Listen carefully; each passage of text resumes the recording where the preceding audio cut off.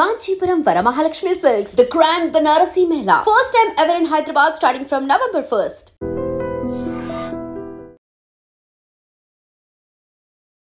Namaste, welcome to iDream Talking Point with Kavita.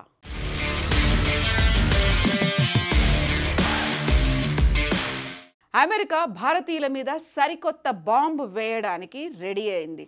Donald Trump అనుకున్నట్టుగా అక్కడున్నటువంటి సెనేటర్లు అనుకున్నట్టుగానే జరిగితే నిజంగానే ఇది సేవలకి సంబంధించి సరికొత్త బాంబు కాబోతోంది. ఇప్పటిదాకా వస్తువుల మీద ఉన్నటువంటి సేవలు దానిని 50% పెంచడం, దీనికి సంబంధించినటువంటి బోల్డ్ అంత రీసెర్చ్ అనేది ఇప్పటిదాకా జరిగింది. బట్ ఇప్పుడు మాత్రం వస్తువుల మీద కాదు, సేవల మీద కూడా ట్యాక్స్ వేయడానికి అమెరికా సెనేట్ నిర్ణయం తీసుకుంది. ఇప్పుడు కాంగ్రెస్కి సంబంధించి ఓటింగ్ అనేది జరగబోతోంది. గతంలోనే 25% ఉన్నటువంటి టారిఫ్ని 50% చేశారు.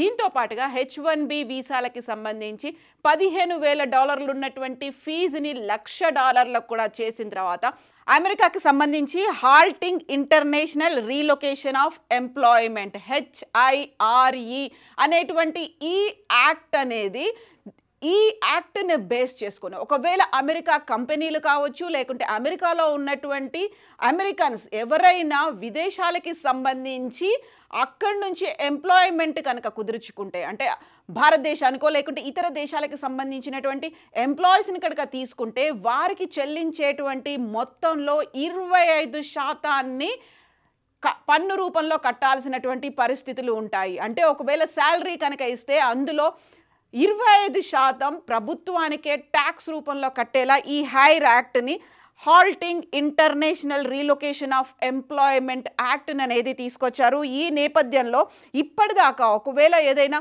సర్వీసెస్కి సంబంధించి దాన్ని ఎగ్జంప్షన్ అనేది కూడా ఉంటుంది, ట్యాక్స్ ఎగ్జంప్షన్. ఆ ట్యాక్స్ ఎగ్జంప్షన్ అనేది కూడా లేకుండా చేయబోతోంది.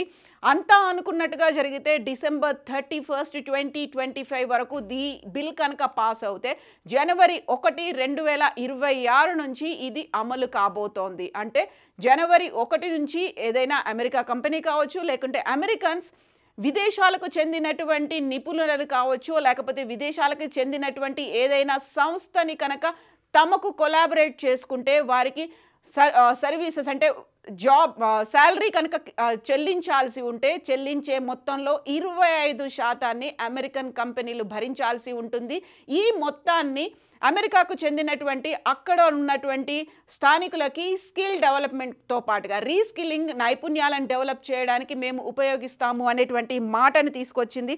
అమెరికాలో ఉన్నటువంటి కళాశాలల గ్రాడ్యుయేట్లను కెరీర్ ప్రారంభించడానికి ఇబ్బంది పడుతున్నారు, వారికి సంబంధించి మేము దీన్ని హెల్ప్ చేయబోతున్నాము అనేటువంటి మాటని ఈ హైర్ యాక్ట్ అనేది చెప్పబోతోంది. సో ఇప్పటిదాకా ఉన్నటువంటి ఖర్చులకు పన్ను మినహాయింపులను ఈ హైర్ యాక్ట్ అనేది నిరోధించబోతోంది. దీంతో డొమెస్టిక్ వర్క్ ఫోర్స్ ఫండ్గా ఏదైతే 25% అమౌంట్ని ట్యాక్స్ రూపంలో కలెక్ట్ చేస్తున్నారో డొమెస్టిక్ వర్క్ ఫోర్స్ ఫండ్గా దాన్ని మారుస్తారు. అక్కడ ఉన్నటువంటి అమెరికన్లకు సంబంధించి వర్క్ ఫోర్స్ని బలోపేతం చేయడంతో పాటుగా అప్రెంటిస్షిప్ కోసం కూడా దీన్ని ఉపయోగిస్తారు. దానికి కావలసినటువంటి ప్రోగ్రాంలను డెవలప్ చేయడానికి ఆర్థిక సహాయం కోసం దీన్ని ఉపయోగిస్తున్నట్టుగా అనౌన్స్ చేశారు. దీనికి సంబంధించి ఇప్పుడు అమెరికా కాంగ్రెస్ దీన్ని చర్చించబోతోంది. యాక్చువల్గా అక్కడ ఉన్నటువంటి ఐటీ కంపెనీలు ఏ మేరకు లాబియింగ్ చేయబోతాయి, దీన్ని అడ్డుకుంటాయా, కాంగ్రెస్లో జరగబోయేటువంటి చర్చకి సంబంధించి డిస్కషన్ని, ఆ డిబేట్ని అడ్డుకుంటాయా అనేది ఇప్పటికీ తెలియాల్సిన అవసరం అయితే ఉంది. సెనేటర్ బెర్నీ మొరినో ఈ బిల్లును అయితే ప్రవేశపెట్టారు. 20% ఎక్సైజ్ పన్నుని ఇది ప్రతిపాదించబోతోంది. సంబంధిత పన్నుని ఇప్పటిదాకా ఉన్నటువంటి దాన్ని నిరాకరిస్తుంది. రీస్కిల్లింగ్ డొమెస్టిక్ ఫండ్ కోసం అయితే దీన్ని ఉపయోగిస్తున్నారు. సో ఇప్పటిదాకా కేవలం గూడ్స్ అంటే మన దగ్గర నుంచి వెళ్ళేటువంటి ఎగుమతుల మీదే ఉండేటువంటి ట్యాక్స్ని సేవల మీద కూడా, ఐటీ రంగానికి సంబంధించినటువంటి సేవల మీద కూడా పెట్టడం అనేది ఇది సరికొత్త ప్రతిపాదన.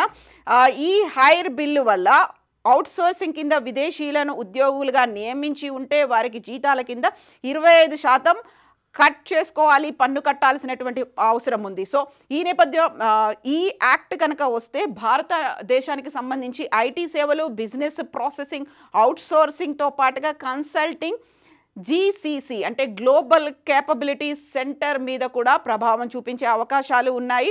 ఐర్లాండ్, ఇజ్రాయెల్, ఫిలిప్పీన్స్ వంటి దేశాల మీద ప్రభావం ఉన్నప్పటికీ భారతదేశం మీద తీవ్ర స్థాయిలో ఈ ప్రభావం ఉండేటువంటి అవకాశం ఉంది అనేటువంటి మాట ఈ నేపథ్యంలోనే భారతదేశ ఆర్బీఐ మాజీ గవర్నర్ కూడా రఘురామ్ రాజన్ కూడా దీన్ని తీవ్ర స్థాయిలో తప్పుపడుతున్నారు. భారతదేశం మీద తీవ్రమైనటువంటి ఆర్థిక ప్రభావం చూపించే అవకాశాలు ఉన్నాయి అనే దాంతో పాటుగా అమెరికా కాంగ్రెస్లో ప్రవేశపెట్టినటువంటి ఈ హైర్ బిల్ ఇప్పుడు సెనేట్ కమిటీ ఆఫ్ ఫైనాన్స్కి సంబంధించి వారి దగ్గర ఉంది. ఆ తర్వాత దాని మీద డిస్కషన్ చేయబోతోంది.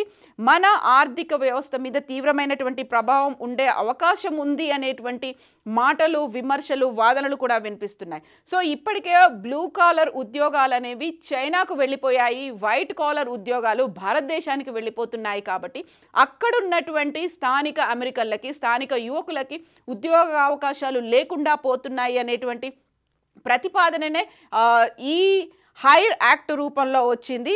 అందువల్లే అమెరికా భారత ఆర్థిక సంబంధాలు ఇంతలా దిగజారిపోతాయి అనేటువంటిది మాట ఏడాది క్రితం వరకు లేదు. బట్ ఇప్పుడు ఆ ఎఫెక్ట్ చాలా ఉండే అవకాశం ఉంది అంటూ కాంగ్రెస్ కూడా, మన ఇండియన్ నేషనల్ కాంగ్రెస్ పార్టీ కూడా అదే మాట చెప్తోంది. 20% ఈ పన్ను విధించాలి అనేటువంటి ప్రతిపాదన ఈ అక్టోబర్ 6నే తీసుకొచ్చారు సెనేటర్ బెర్నీ మొరినో. దీన్ని ప్రవేశపెట్టిన తర్వాత చర్చ పెద్ద స్థాయిలో జరుగుతోంది. ఇప్పటికే ఎఫెక్ట్ అనేది చాలా తీవ్రంగా ఉంది. అందులోనూ మేక్ అమెరికా గ్రేట్ అగైన్, మాగా అనేటువంటి నినాదంతో డొనాల్డ్ ట్రంప్ రెండోసారి అధ్యక్షుడిగా ఆయన పోటీలో ఉన్నప్పుడు చేసినటువంటి నినాదం, అమెరికన్లకి ఫస్ట్ అవకాశాలు అనేవి ఉండాలి, దీంతో పాటుగా అమెరికా ఫస్ట్ అనే నినాదం. మిగతా దేశాలకు చెందినటువంటి వాళ్ళు అక్కడున్నటువంటి వర్క్ ఫోర్స్ను ఆక్రమించుకున్నారు, అక్కడున్నటువంటి నేటివ్ అమెరికన్లకి ఉద్యోగాలు లేవు అనేటువంటి మాట ఉంది. కాబట్టి ఇది సరికొత్త బాంబుగా అభివర్ణిస్తున్నారు. ఎట్ ద సేమ్ టైం ఇక రఘురామ్ రాజన్ కూడా చెప్తున్నటువంటి మాటని బట్టి చూస్తే, సో H1B వీసాకి సంబంధించి ఇప్పటికే అది ఒక భారంగా పరిణమిస్తుంది అని భావిస్తున్నటువంటి తరుణంలో ఒకవేళ $15,000 నుంచి $1,00,000 ఇక్కడ నుంచి H1B వీసా మీద వెళ్ళేటువంటి ఉద్యోగుల మీద పడుతుంది, లేకపోతే అక్కడ ఎవరైతే పిలిపించుకుంటున్నారో వారి మీద భారం పడుతుంది అనుకుంటే, అంతకు మించినటువంటి భారంగా ఈ హైర్ యాక్ట్ వస్తున్నటువంటి ఈ ఆర్థిక భారం అనేది తలకు మించినట్టుగా ఉండబోతోంది అనేటువంటి మాట అయితే వినిపిస్తోంది. ఈ నేపథ్యంలోనే ఆర్బీఐ మాజీ గవర్నర్ రఘురామ్ రాజన్ చెప్పిన దాన్ని బట్టి చూస్తే, అమెరికా కాంగ్రెస్ చర్చిస్తున్న హైర్ యాక్ట్ అవుట్ సోర్సింగ్ పన్నులను వేయాలనుకుంటోంది. అది ఎలా అమలవుతుందో ఇప్పటికైతే స్పష్టత లేదు. కానీ వస్తువుల నుంచి సేవలకు, సేవల నుంచి H1B వీసాకు ఈ మార్గంలో వెళ్తున్నటువంటి అమెరికాకు వెళ్తున్న భారతీయ నిపుణుల మీద ఈ ప్రభావం తీవ్ర స్థాయిలో ఉండబోతోంది అనేటువంటి మాట. సో అమెరికా కంపెనీలకు, విదేశీ వ్యక్తులకి 20% ఎక్సైజ్ ట్యాక్స్ అనేది అక్కడున్నటువంటి అమెరికన్లకి లాభిస్తుందేమో, కానీ మన మీద మాత్రం ఎఫెక్ట్ చూపిస్తుంది. అక్కడున్నటువంటి అమెరికన్లకి రీస్కిల్లింగ్, శిక్షణ, ఉద్యోగ అభివృద్ధి కార్యక్రమాల కోసం దీన్ని ఉపయోగించబోతున్నప్పటికీ మన దగ్గర ఉన్నటువంటి సేవా రంగాలకి సంబంధించి ఎఫెక్ట్ చూపించే అవకాశం ఉంది. కాబట్టి దాని మీద లాబింగ్ అనేది తీవ్ర స్థాయిలో ఉండబోతోందా, ఏం జరగబోతోంది అనేది అయితే చర్చ ఉంది.